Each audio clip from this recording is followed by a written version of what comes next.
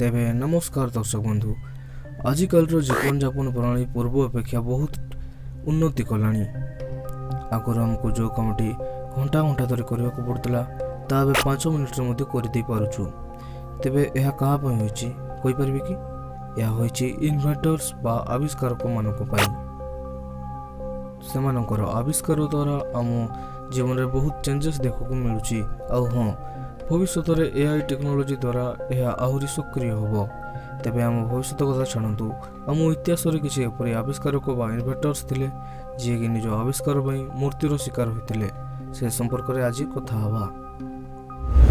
Number 1 ओरेल भेलाइको। तेबे एही व्यक्ति जनक जड़े इंजीनियर, पायलट, आविष्कारक और एरोप्लेन निर्माता थिले। एही महान आविष्कारक जनक दुनियार सबुठार प्रथम मेटाल एरोप्लेन आविष्कार करथिले। से एक तीर परिका एरोप्लेन तैयारी करथिले जहां से नाम देथिले भेलाइको। तेबे 13 सेप्टेम्बर 1913 रे प्रथम थर पई जेबे से निज विमान सह कार्पेथियन पर्वत गुडी को पार करथिले, से समय रे तांकर एरोप्लेन टी दुर्घटनाग्रस्त होइतिला। किंतु आज पर्यंत एहांक मृत्युर कारण केही जानि पारि नाहंती।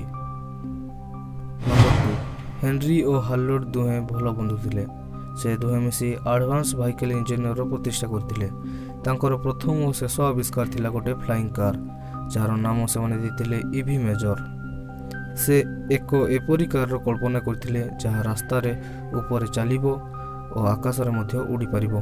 तेबे सबु प्रस्तुति सरिया परे यार टेस्ट पई जेतेबेले याकू उड़ा गला, यार गोटिए पट डाणा भांगी गला और ड्राइवर सीट रे बसितबा हेनरी को सहित हार्लोड को मध्य मृत्यु हो गला घटनास्थल रे। Number 3 Franz रेचल्ट।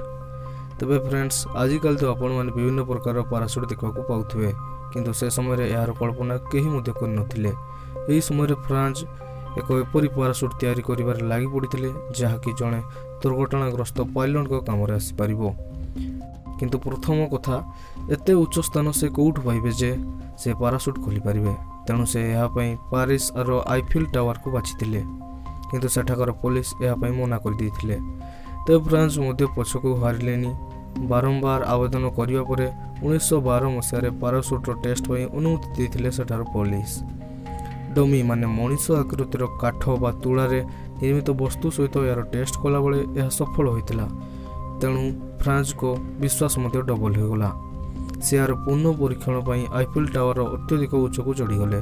सेठाकार लोक माने ताको मना करिबा सत्वे से सेठारे कूदा मारी देथिले, किंतु ताको भाग्य अते खराब थिला जे से सेठारे पड़ी मृत्युवरण करथिले। नंबर 4 मारी क्यूरी।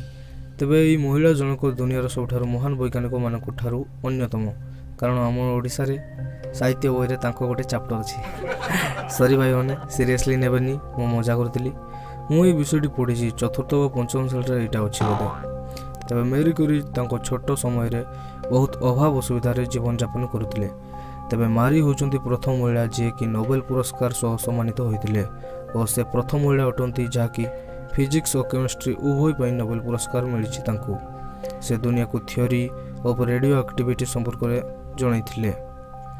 से पोलिनियम और रेडियम परी धातुर आविष्कार मध्य करथिले।